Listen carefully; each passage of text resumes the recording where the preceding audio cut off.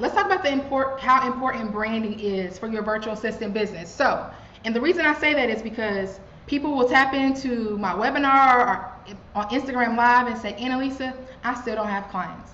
And usually it's from a branding standpoint. Some people will have virtual assistant, hairstylist, lash tech, real estate investor. You have all these things in your Instagram and your social media bios, and we don't know exactly what you do. So you don't want to deter potential clients from wanting to work with you because you don't have a very strong brand. And when I say have a strong brand, that does not mean have a lot of followers. That does not mean you have to be a virtual assistant for 10 to 12 years. That's not what I mean.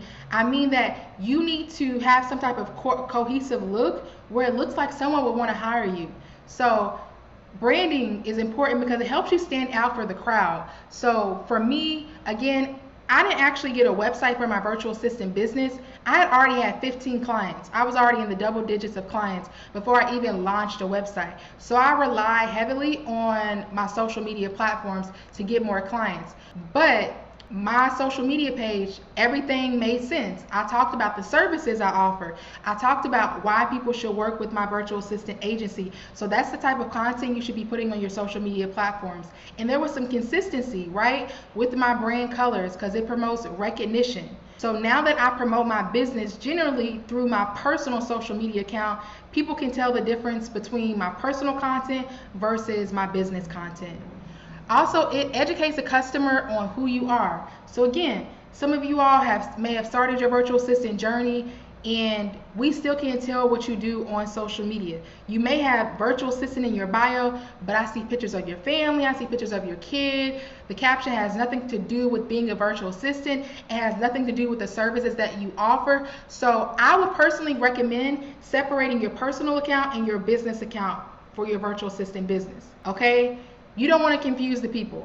You want to be the go-to virtual assistant, and when people hear your name, they think of your successful virtual assistant business, right? You let customers know what to expect based on how you're branding yourself. So if you're someone who wants to offer social media management and your content creation skills don't look that great on your profiles, then it's not going to make sense and it's not going to translate very well to the client, and it may deter them from wanting to work with you. So again, I will say that my social media was not perfect, okay? My social media was definitely not perfect when I started managing clients' accounts. I will say, you just need to be able to do the work better than your client. There are a lot of people who don't understand social media. You can learn as you go. Definitely utilize Canva, and it allows you to connect with your potential buyers as well. So when you think about creating content and branding for your social media profile, you can also put your personality in there and be creative. It doesn't have to be so robotic. You want to find your ideal client, someone that meshes with your vibe, right? It makes sense. There's perfect alignment. So when we think of from a branding standpoint, there are certain businesses out there based on the way that they're structured, based on their colors. We know who they are, like Starbucks, like Target. You can see their logos and you know what they represent and know what they offer. It should be the same thing for your virtual assistant business, right? Because a lot of you all may have started another business in the past, and you're listening to me and think it may make sense for me to start a virtual assistant business because it's a business where you already have the skill set. It's all about monetizing what you're able to do and putting a price tag on there, okay? So steps to branding your business. So I like to say, define your branding goals. What's your business expertise, and create a strong branding statement, right? So for me, coming up with a name that makes sense for your virtual assistant is important. When I search your name on social media platforms, is it too long? Is it easy to spell, right? And I know you all know, because I know that there's some entrepreneurs in the room. Sometimes coming up with a business name is not the easiest thing. The name may already be taken, right? So you want a name that you enjoy, but it also needs to make sense for your mission statement. For Elevated Assist, our goal is to take businesses to the next level by offering admin and social media related services. We are very firm on what we do for businesses and what we don't do for businesses, right? And the services that you have and offer for your virtual assistant business, it can evolve. For example, we used to create logos for businesses. We don't create logos anymore. We used to create websites for businesses. We don't create websites anymore. So it can kind of evolve depending on the demand of services for potential clients, okay? And like I talked about before, Just consistency from a branding standpoint, consistent colors, consistent fonts, posting templates. Be consistent with how often you're speaking to your audience, right? Some of my students that I work with in the virtual assistant community, I will write on some of their social media posts if they haven't posted recently. I will say, where you been at? Your clients are looking for you, right? Consistency will always win. Okay, consistency will always win. You don't have to be the smartest in the room. You don't have to have the most degrees. I will tell you, consistency will win every single time. Okay. Also, do your research on your audience. I was just on live talking about this. Don't slide in people's DMs and send them emails if you haven't done research on them beforehand, right? Start engaging with the clients that you want to work with your virtual assistant business, right? Start following them on social media platforms. Start understanding their business, the services that they offer. So at some point when they post about a virtual assistant opportunity, you're knowledgeable about their business. Or when you decide to reach out to them, you already know the pain points of their business because you're following them. You know what they need, right?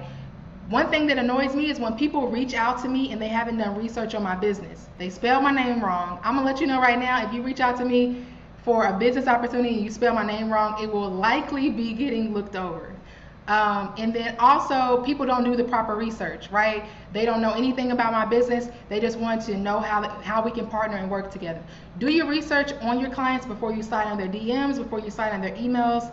And even if you're at a networking event, if you can quickly do some research on someone that you know their name, just so you can leave a memorable experience, I would recommend that as well. And also create great content that is unique for your business and attract ideal clients. So if you're not running to go get a website, I'm going to always push video content, video content, video content. I had a reel get over 1 million views on Instagram, which is crazy to me because 2 years ago I was so anti-social media, but social media has done amazing things for my business, okay? Social media has done amazing things for my business. So there are some of you out there who want to start their virtual assistant business and you're thinking, do I have to be perfect at social media? You don't have to be perfect, but you do need to be consistent. You do need to be consistent. I need you to show up and be present. And I always tell people, position yourself so opportunities can come to you, right? And position yourself correctly. And what that means is your branding from a virtual assistant standpoint looks good, right? We can tell what services you offer. The colors look good. The content is educational. And you have everything, you have what you need to start your virtual assistant business. Life of a virtual assistant, because I know people follow me on social media and they're like, you know, I wonder what she does. I wonder what she does. So this is a picture of me in Tulum, Mexico, maybe not last year, but the year before last. And I actually was still working on things with Andre. I didn't take my laptop. I didn't take my iPad. I was still doing work from my cell phone and getting things done, even though Andre told me don't do anything. But I wanted to make sure my client was taken care of while I was on vacation, so I wouldn't come back to any type of chaos when I got back. So when you think about the life of a virtual assistant, I need you all to visualize what you want your life to look like. And now that I'm on this platform and you all are in my community now, I need you all to literally, if you have a notebook and ink pen, write down what you want your life to look like. Because for me, I always say I want to make enough money where I can travel. Right? I want to make enough money where I can travel. And I've been able to create that life for me by having the flexibility and making an additional stream of income by being a virtual assistant.